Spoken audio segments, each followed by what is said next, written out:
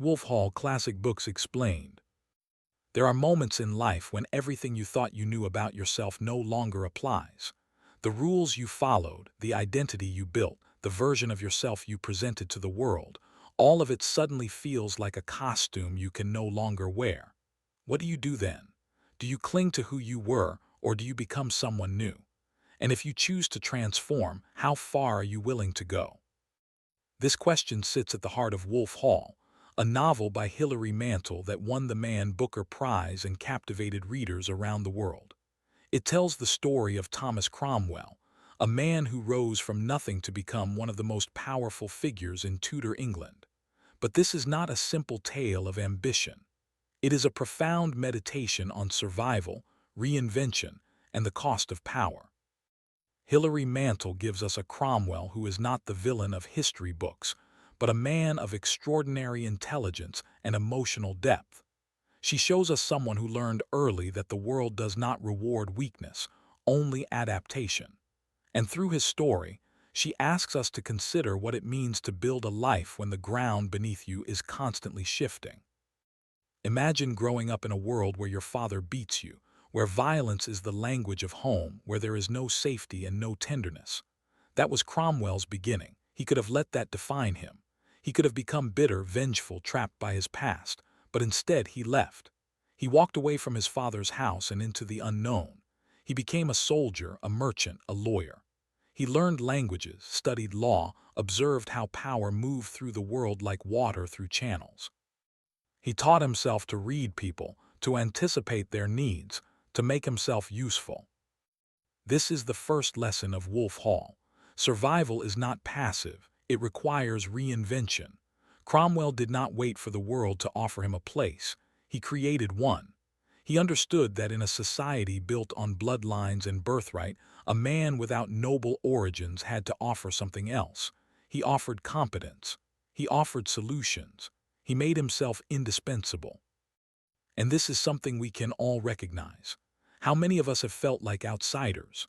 How many have looked at the world and realized that the doors we want to walk through were not designed for people like us? Cromwell's response was not to demand entry, but to become the person they could not afford to turn away. He built his power quietly, brick by brick, favor by favor, problem solved by problem solved. But the book does not present this as a purely heroic journey.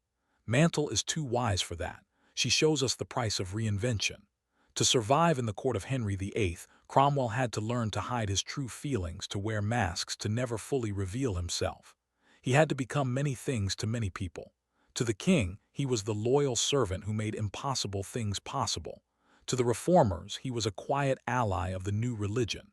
To his enemies, he was a threat they could not quite name. And in all of this, Mantel asks a piercing question. When you spend your life becoming what others need you to be, do you lose track of who you are? Cromwell is a man of deep feeling. He loved his wife. He loves his daughters. He mourns them when they die of illness. But in the corridors of power, he cannot afford to show that grief. He cannot afford to be human in the way that ordinary people are human. His vulnerability is a secret he must guard as carefully as state secrets. This is where Wolf Hall becomes more than a historical novel. It becomes a mirror. We live in a world that demands constant performance. We curate our images, manage our reputations, present different versions of ourselves in different contexts. We are one person at work, another with family, another online. And sometimes, in quiet moments, we wonder which version is real. Cromwell's story reminds us that this fracturing of the self is not new. It is the eternal cost of navigating a world that judges us, that demands we prove our worth again and again. The novel is also a meditation on power itself. What is power? Is it the ability to command armies, to sign death warrants, to sit at the right hand of the king? Or is it something more subtle? Cromwell's power is not loud. It is not theatrical. It lies in his ability to see what others miss, to connect information, to understand the hidden currents of fear and desire that move people. He knows that the king wants to divorce Catherine of Aragon, not just because he desires Anne Boleyn, but because he needs a male heir. He knows that Anne is not just ambitious but desperate, aware that her power rests entirely on her ability to give the king a son. He sees the whole board while others see only their own pieces. And this kind of power, the power of understanding, is available to all of us.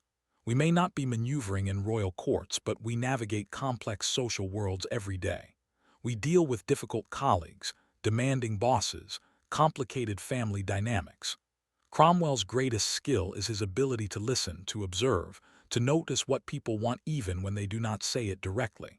He succeeds not by imposing his will, but by aligning himself with the currents already in motion. Yet the book never lets us forget the darkness at the center of this story. Cromwell does things that are morally questionable. He manipulates. He schemes. He participates in the machinery that will eventually destroy Anne Boleyn and others. Mantel does not excuse this. She simply shows us how it happens. How a man who loves his children can also orchestrate the fall of a queen. How someone can be both tender and ruthless, both a loving father and a calculating political operator. This is perhaps the most uncomfortable truth of Wolf Hall. Good people do bad things when survival is at stake.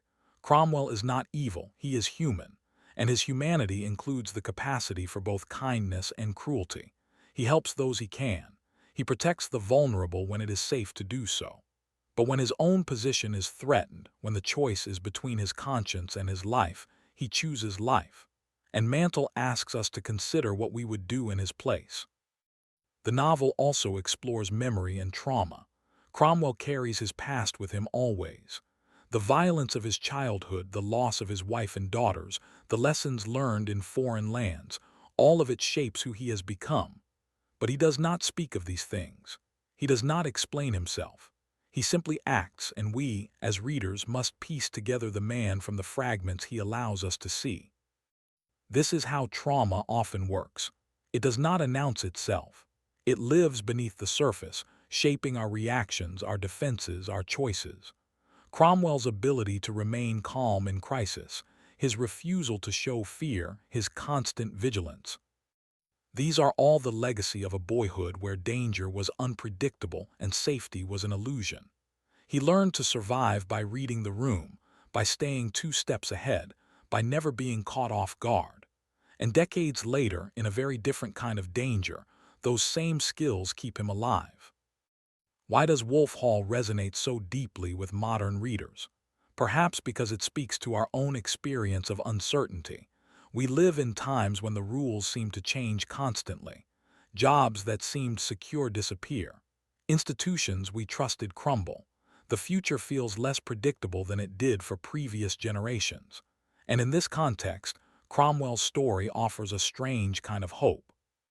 Not the hope of fairness or justice, but the hope that intelligence, adaptability, and resilience can carry us through. That we are not powerless, even when the world seems chaotic. The book also reminds us that history is not made by saints. It is made by flawed, complicated people doing the best they can with the options available to them. Cromwell is not a hero in the traditional sense. He is simply a survivor who learned to play a deadly game better than most. And in showing us his inner life, Mantel gives us permission to be complicated too, to acknowledge that we contain multitudes, that we can be kind and calculating, vulnerable and strong, principled and pragmatic all at once. There is also something deeply moving about Cromwell's loyalty to Cardinal Wolsey, the man who gave him his start. Even after Wolsey falls from power, even when it would be safer to distance himself, Cromwell remains devoted to his memory. He works to protect Wolsey's legacy, to honor the man who saw potential in a blacksmith's son. This loyalty is not strategic. It is emotional. It is human. And it reminds us that even in a world of shifting allegiances, some bonds endure. The writing itself is part of why the book stays with you. Mantel uses the present tense, which creates a sense of immediacy. You are not reading about events that happened centuries ago. You are experiencing them as they unfold. And she refers to Cromwell simply as he, which creates an intimacy, a feeling that you are inside his head, seeing the world through his eyes. This technique makes the past feel present, makes a man dead for nearly 500 years feel alive. As the story unfolds, we watch Cromwell navigate increasingly dangerous waters. We see him manage the king's divorce, break with Rome, dismantle the monasteries, reshape the religious landscape of England. We see him make enemies, accumulate power, and walk the narrow line between usefulness and threat.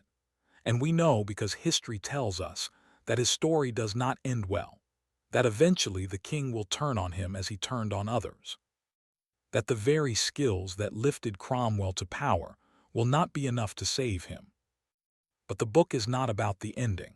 It is about the journey. It is about what it means to live fully in uncertain times, to build something meaningful even when you know it might not last, to choose forward motion over paralysis. Cromwell does not stop because he knows danger is coming. He continues to work, to plan, to create. He lives as if there is a future worth building toward. And perhaps that is the deepest lesson of Wolf Hall.